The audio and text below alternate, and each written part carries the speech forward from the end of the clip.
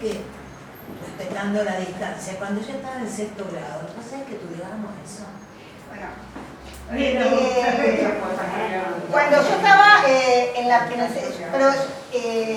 sacaron, no sé en otras provincias, pero acá en Santa Fe, no sé si hace 10 años que sacaron Historia Antigua, pero antes estaba. Yo la vi. Pero se habla de un sexto grado, por supuesto. Sí, no, pero que veía, y eso se nota porque a veces con algún grupo que me ha pasado, un grupo que era muy bueno, que vos le hablabas de, que estudiaba muchísimo aparte, y vos le hablabas de cosas que se suponen que podías contar. O sea, porque yo me olvido, que ahora se me lo acuerdo porque es como que si no es luchar contra, no sé, con los Colinas, como Quijote. ¿Qué tal? Hola, ¿cómo te va? Pero por ejemplo, qué sé yo, nombrar de Cleopatra y que te miren así como diciendo, ¿quién es? Y vos decís, ay, por Dios. Pero claro, todo eso ya se dejó de ver. Y es una lástima. Sí. ¿Por dónde empiezan entonces? No, empiezan historia, creo, moderna. Yo creo que europea y contemporánea. Igual no aprenden nada. Aparte de historia moderna, tienen materia como sociología, filosofía, todo greco-romano, Claro. toda la base y No saben, y aparte cosas que, y aparte tampoco, yo hace de acá el comentario, viste, de esa gente que se vive quejando, pero es verdad, cuando uno veía geografía, tenías que estudiar todo, mapa, eso, alguien dijo mapa, eso, mapa. Ahora se estudian procesos, qué sé yo, vos le decís Grecia y Roma. Yo en la facultad doy la parte teórica, literatura greco-latina. No saben dónde está Grecia, dónde está Roma.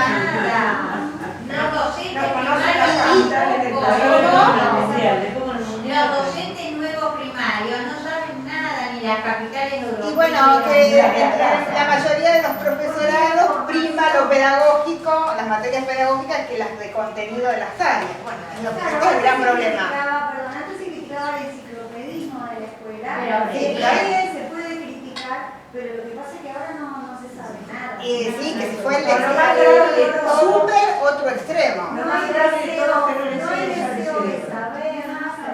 No, y aparte son cosas que antes resultaban cómicas, porque las materias que yo trabajo en la facultad es literatura greco-latina y medieval. Pues, imagínense chicos de 18 años saliendo de secundario, tienen que leer Homero, la épica medieval para el primer parcial y se quieren suicidar, pero bueno, ese es otro tema. Pero antes, aun cuando ya no estaba más historia, es como que a mí, el que sabía que iba a estudiar letras tenía algo de base. Entonces, pero siempre había algún caído de la palmera que decía, vos estabas hablando, por ejemplo, la canción de Rolando del arzobispo Turpino, que habla de Dios, los milagros de Dios, antes o después de Cristo, y todo el mundo se reía, los mismos compañeros.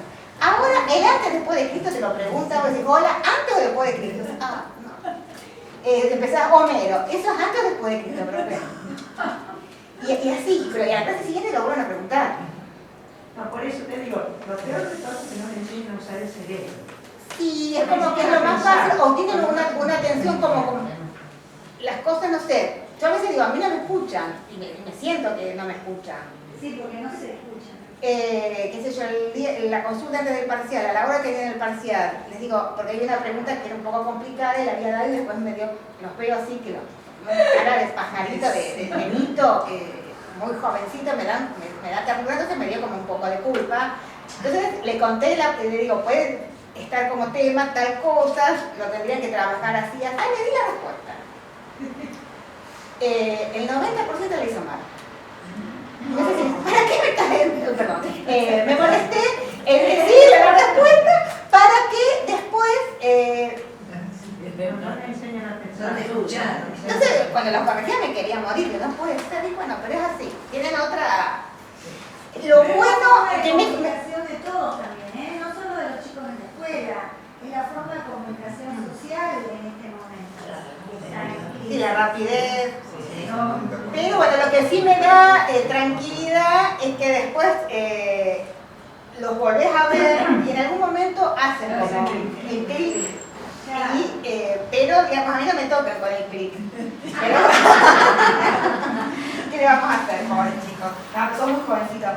uno le ve la carita pobre. Bueno, entonces, claro, y esa es una gran diferencia, porque en general, por lo que vos decías, un escritor argentino o latinoamericano se puede reapropiar una tradición europea más contemporánea, ¿no? En algún momento, por ejemplo, en algún cenáculo en particular, por ejemplo pienso en Alfonso Reyes en México, van a apelar a los griegos para también decirse, el mismo Borges, ¿no? Que un escritor latinoamericano, argentino es un escritor universal que puede tratar cualquier tema, pero no es usual que cualquier escritor dialogue con ese pasado. Sí, eso es frecuente en los europeos, como que un europeo tiene que justificar por qué recurre a esto. Y Schlink aparentemente lo tocó de fondo en la Odisea, porque si ustedes ven en el Rincón también aparece el tema de la Odisea, ¿no? Para hablar de precisamente el pasado alemán, que él es muy crítico de cómo Alemania trató el pasado nazi. O mejor dicho, no trató quizás, ¿no? Que las consecuencias, ¿no? de ese trato, no poder elaborar ese pasado se ve todavía en la cultura alemana actual. El lector también estaba mucho. ¿Cómo? El lector también es terrible, es todo. Y tienen una obsesión que, bueno, en otro de los cuentos, otros años también trabajamos unos cuentos que se llama, no me acuerdo, no me acuerdo del libro, pero que trabaja precisamente, es un protagonista, es un chico alemán que está becado en Estados Unidos y comienza a noviar con una norteamericana judía. Entonces, bueno, el tema de los conflictos, y cuando van a juntos, que ella no conocía Alemania, ella se burla de que están rehaciendo todo, ¿no? Y el personaje acá también lo critica. Y es verdad, o sea, en Alemania están haciendo siempre todo. Hay edificios que vos los tenés que tocar para ver que si no es una foto, porque parecen fotos de lo perfecto que están. Y están muy locos con eso, muy locos.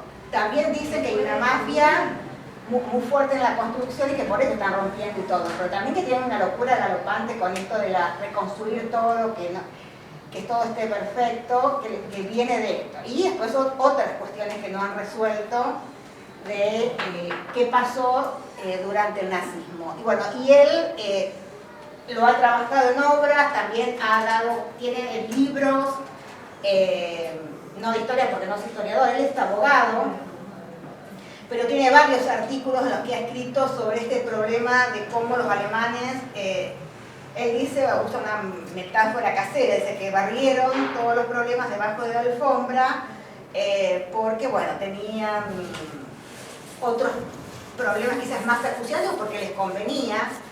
Y ahora hay varios autores que le dan más o menos de Schlink, pero que, bueno, no están traducidos, que han escrito obras. Por ejemplo, uno que a mí me choqué un poco porque, bueno, porque Schlink dice que su profesor de gimnasia tenía esvástica. Y este otro es un periodista y es también un novelista, y escribe una novela que el título sería algo así, Mi maestro de primaria, que después descubren que había sido un nazi. Como todos, digamos, los nazis se pasan y vuelven, se reciclan. E incluso en las novelas policiales, el protagonista, que se llama Selb, es decir, el mismo, era un durante el nazismo había sido fiscal y lo habían echado, y entonces las novelas transcurren bien apenas caído el nazismo, y entonces ver cómo todos se acomodan, digamos, los nazis se acomodan en el nuevo sistema, ¿no? Como que es una problemática que está constantemente en la obra de Schlink. Sí. En Netflix hay una película de otro escritor que también es abogado, que es muy parecido a Schlink, que es Ron Sheeran. Sí. No. No. Hay una cantidad de libros también, es abogado, pues no me acuerdo, también Sí. penalista, qué sé yo. Con Ron Sheeran. y es SHI LACH. Ay, qué fácil. A ver, ¿qué pasa? Y escribilo. Esto se llama el caso Colini. El caso, Colini, Ah, buenísima. que es posguerra, sí. que es la historia de era un SS, algo así, el tipo en Italia.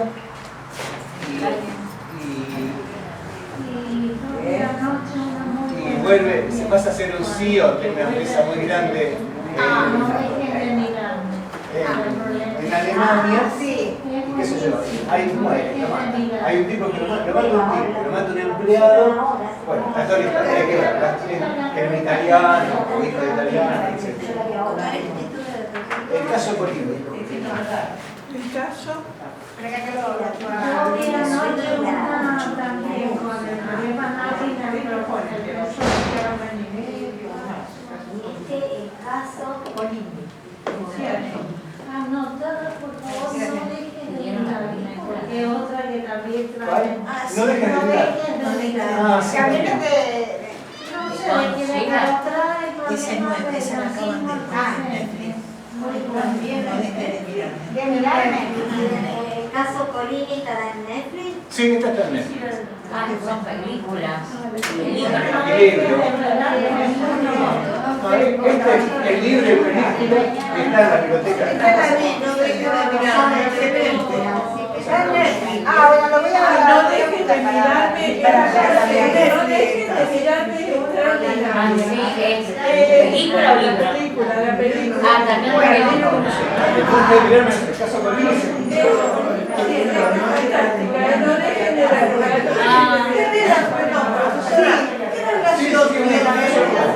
Ahora lo vamos a ver. Bueno, ahora vamos a empezar. Vamos a ver por qué él va a recurrir a la Odisea para reescribir. O sea, la estructura de la novela tiene cierta medida, una cierta semejanza a... Por eso les había dicho que vayan leyendo en el diccionario de mitología de Gray un poco la historia de Odiseo. Vamos a empezar contando, vamos a leer algunos pasajes, pero a grandes rasgos, ¿qué es la Odisea? En la Odisea tenemos, por un lado, obviamente el regreso de Odiseo a Ítaca, pero también tenemos el relato de todas las peripecias, de todos los viajes, todas las experiencias que vivió, y también tenemos el relato del hijo, de la búsqueda del hijo, los viajes y las experiencias del hijo cuando va a informarse por el padre ausente. Por otro lado, ante la ausencia, piensen que Odiseo va a Troya, la guerra dura 10 años y está 10 años vagando. Lo que se equivoca Gray en el diccionario dice que él sabía que iba a tardar 10 años, en realidad él no sabía que iba a tardar 10 años, él pensaba que salía de Troya y se iba derecho a Ítaca y bueno, por diversos motivos en particular, tanto en la Odisea como en la Ilíada se va a hacer referencia al comportamiento de los hombres con los dioses. Y en la Odisea se ve cómo el mal comportamiento de los guerreros en Troya, o la impiedad, hizo que todos, ninguno, regrese inmediatamente, y aquellos que regresaron inmediatamente fue para ser muertos. Solamente Néstor, que era maravilloso, era un anciano que estaba ya, cuando estaba en Troya, estaba gobernando sobre la tercera generación de los Pilios, y tenía 300 años, ese llega y es feliz y no pasa nada porque él siempre se había comportado piadosamente con los dioses.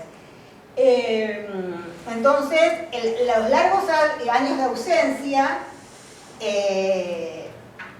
hacen que Penélope, la esposa, empiece a tener pretendientes que están queriendo casarse con ella, que no quedan en el pueblo porque se quieren casar, si es porque quieren tener el trono de Ítaca. En algún momento se dice que el que se case va a tener el trono y los bienes de Odiseo los va a gobernar los hijos. Esto es algo que no queda claro en el poema, es algo confuso que probablemente esté reflejando o haciendo, digamos, alusión a un momento en la historia de Grecia cuando caen las monarquías y van a surgir lo que conocemos como polis, la ciudad-estado.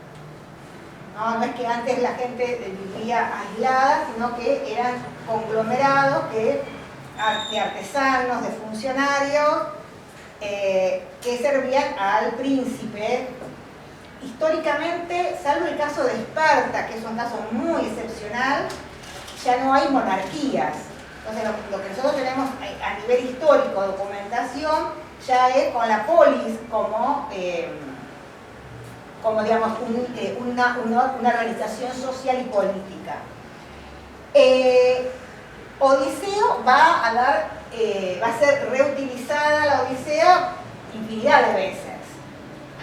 Empezando con la literatura latina, con Eneida. Si bien Eneas tiene una tradición mítica, Virgilio va a tener como fuente la Ilíada y la Odisea para componer su Eneida. Y muchas de las peripecias o las aventuras que tiene Eneas, ¿no? Son semejantes o las vivió ante Odiseo.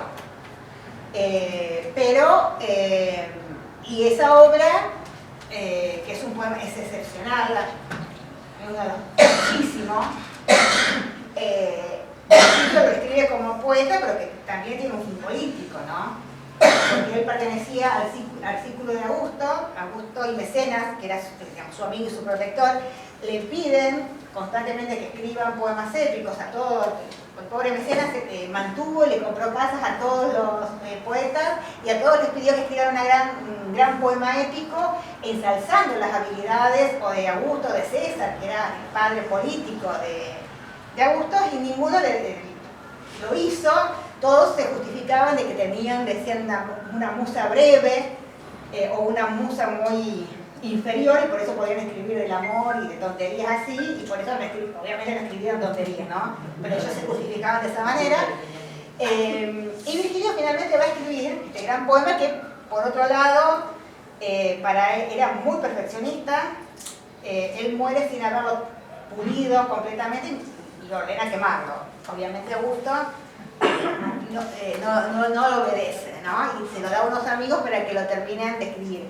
Pero él, en lugar de contar la historia de Augusto o algo de Julio César, que podría haberlo hecho tranquilamente, porque ya en la época helenística estaba que los grandes señores, sobre todo en la República, todos los grandes nobles tenían como clientes o como así agregados a poetas griegos que escribían sobre sus hazañas. De eso se sabe qué pasó, pero no se conserva nada porque obviamente la calidad estética no debe haber sido gran cosa. Pero Virgilio decide escribir la historia de Eneas, es decir, el ancestro de la familia Julia, la familia de Julio César y de Augusto. Y uno puede pensar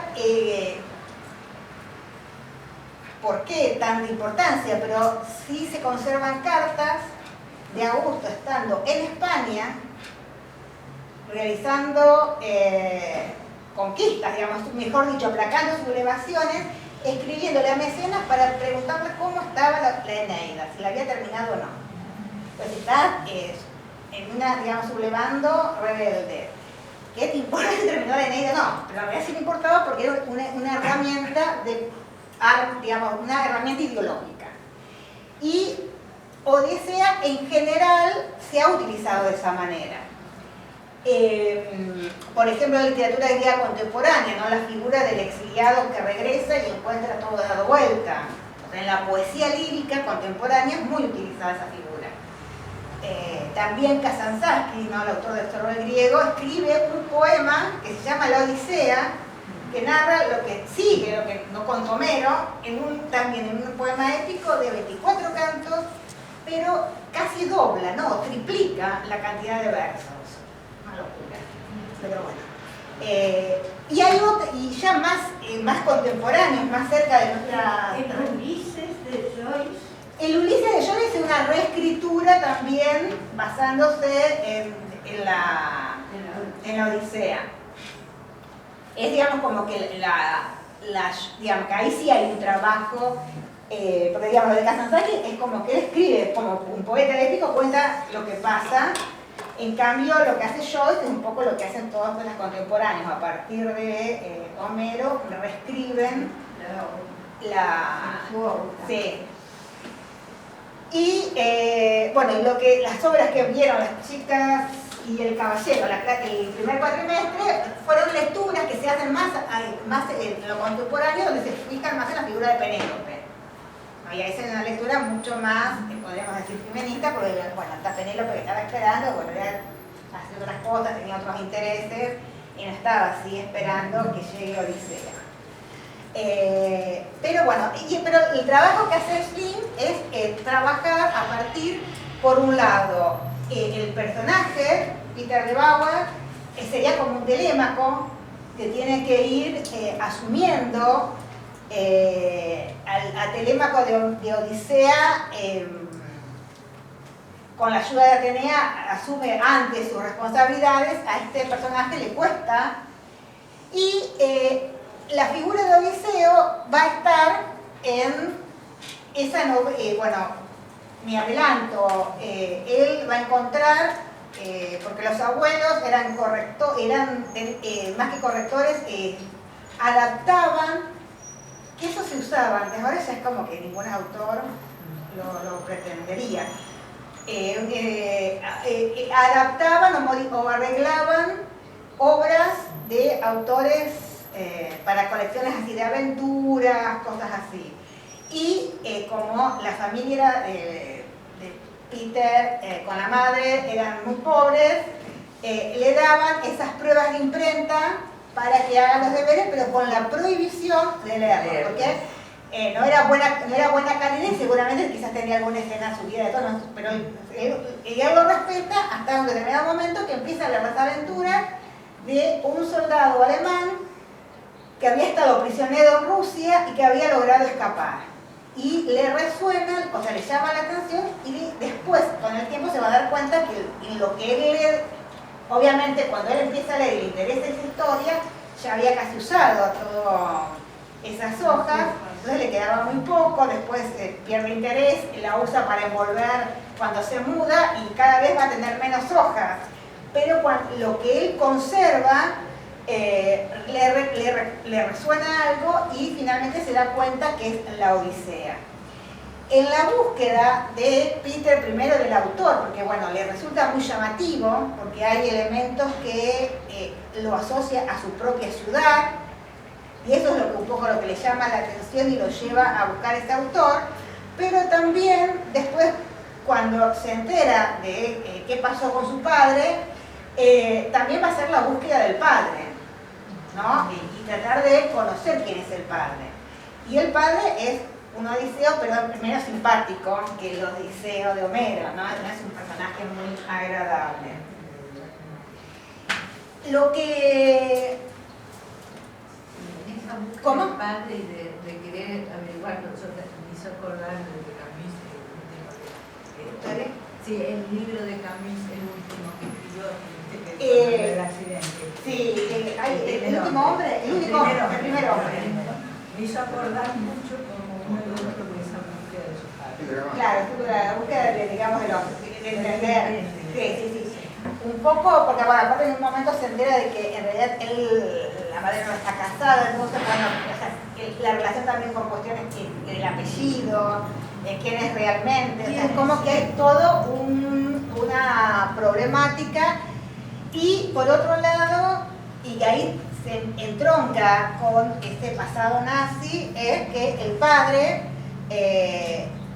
es nazi, había sido y lo seguía siendo un poco, y a partir de ahí está toda la cuestión de qué había pasado, también por el momento en que vive, también está toda la problemática de reunificación alemana. Es como que toda la historia alemana le va a servir a Schlim como para trabajar en esta novela, y la Odisea le sirve como trasfondo. Me interesaba ver la figura de por qué Odiseo. ¿No? Odiseo va a personificar varias cualidades: la astucia, Los epítetos. sí, que tiene varios, por ejemplo, el muy ingenioso, que eso es interesante, porque la épica a partir de los epítetos va a caracterizar a los personajes. Y bueno, y Odiseo va a ser el digamos, el de múltiples ingenios, de muchos ingenios, es decir, que tiene mucha astucia en una traducción. También el sufrido, el resistente.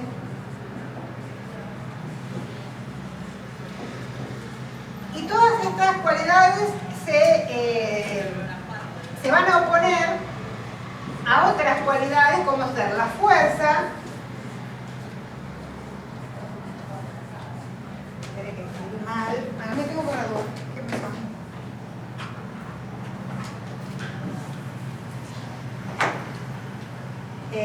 La fuerza, ay, ¿qué es lo que hay? Perdón.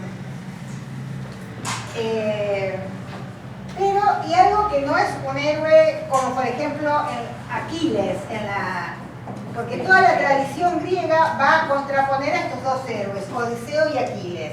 Aquiles es el héroe de la fuerza, pero obviamente no es sufrido, jamás va a soportar ningún tipo de ultraje, sino que lo va a responder inmediatamente. Y lo que plantea, que ya lo habíamos mencionado en la clase pasada, Odiseo en Ilíada, ya se acuerdan que había contado el episodio de la escena de la muralla, donde que eso también demuestra el estilo oral de la épica, porque la Ilíada transcurre en el 10º año del sitio de Troya. Y en el canto 3, Príamo, el rey de Troya, sube a la muralla con Helena y le pregunta quiénes son los aqueos. Entonces, bueno, es como que para un lector contemporáneo dice, bueno, ¿qué está pasando acá? Hace 10 años que están en guerra y acá recién pregunta quiénes son, qué le pasó a Príamo. Pero bueno, porque es una característica, digamos, de la épica, de unir cantos que se ejecutaban individualmente, ¿no? La preocupación que nosotros tenemos por la coherencia, porque también si uno analiza hay personajes secundarios en Ilíada que mueren en un canto y al canto siguiente están luchando. Son preocupaciones nuestras. El auditorio escuchaba un canto y quizás al mes escuchaba otro, y quizás ni son los que nosotros tenemos acá como del día de Odisea, ¿no? Como que tenemos que irnos de la idea del libro que tenemos nosotros actualmente. Pero estando ahí, le pregunta por Odiseo y que les había comentado que físicamente era más bajo, más gordito y que saltaba como un carnero. Era una presentación totalmente antiheroica. Porque cuando se comparaba un héroe con un animal, se lo comparaba con animales prestigiosos, un león, un toro, un perro guardián podría ser, pero nunca con un carnero. Y también, ahí Helena dice que era el muy ingenioso, porque esta palabra que traducimos como astucia es metis. Y Helena dice que es polimetis, el muy ingenioso. Es decir, que tiene mucha inteligencia, mucha astucia. Y Antenor, que era otro anciano troyano, le da la razón y recuerda cuando Menelao y Odiseo fueron a hablar en una embajada con los troyanos. Y que, bueno, y recuerda que Menelao, por esta esposa, tiene que alejarlo un poco, que era majestuoso, que no hablaba mucho, pero bueno, porque era joven, que hablaba bien pero poco, porque era joven y no tenía el hábito de la palabra, era un hábito de la gente de edad, y que Odiseo, cuando le toca hablar, se para y mira el piso, maneja el cetro torpemente y dice algo así como que parecía un tonto. Un hombre del pueblo, un tonto, que para un griego en la época de Homero, alguien del pueblo era un tonto, porque digamos las cosas eran así. Pero cuando empieza a hablar, todos quedan maravillados y a partir de que lo escuchan esa vez, nadie puede decir que alguien puede hablar mejor que Odiseo. Entonces también es el tema de la apariencia y de la verdad, ¿no? Cómo puede adornar o disfrazarse, porque ¿cuál era supuestamente el objetivo de esa performance que hace en esa reunión Odiseo? Engañar al auditorio. Que los troyanos pensasen, bueno, ¿qué embajadores mandaron? Uno que era joven, que hablaba poco, y el otro tonto. Pero finalmente, cuando él habla, quedan todos maravillados. ¿No? Este tema de la apariencia y del engaño. Y eso está muy asociado a las hazañas que realiza en mi guía, ¿no? Que les había contado. Mata, una de las grandes hazañas es que mata a un aliado recién llegado a Troya, el rey Reso, y que recién habían llegado a Troya y estaban todos dormidos. Entonces, él y otro amigo, Diomedes, van y matan a todos y se roban caballos. Obviamente no es una hazaña que hubiese hecho Aquiles. Aquiles ni loco hubiese hecho una cosa así, porque era deshonroso combatir de noche, combatir, digamos, sin ver cara a cara al enemigo. También piensa en un episodio huye. En el canto 11, Néstor, que es anciano, pero aún así va a la guerra, se rompe su carro y queda, digamos, debajo del carro, debajo de los caballos, y los troyanos estaban ganando, los aqueos estaban huyendo, y Diomedes le pide ayuda a Odiseo para salvarlo, y Odiseo se va. Lo deja ahí, estando en peligro Néstor. En otra ocasión, él piensa, en un canto anterior, en el canto 8, él piensa qué hacer, porque se da cuenta que todos están huyendo, y les voy a leer el fragmento, porque dice, Odiseo se quedó solo, porque todos ya se habían ido, porque los troyanos estaban arrasando. Dice, Odiseo se quedó solo, el glorioso por su lanza. Ninguno de los argivos permanecían junto a él, pues el temor se había apoderado de todos. Entonces dijo afligido su magnánimo corazón, ¡ay de mí! ¿Qué será de mí? El mal es grande si huyo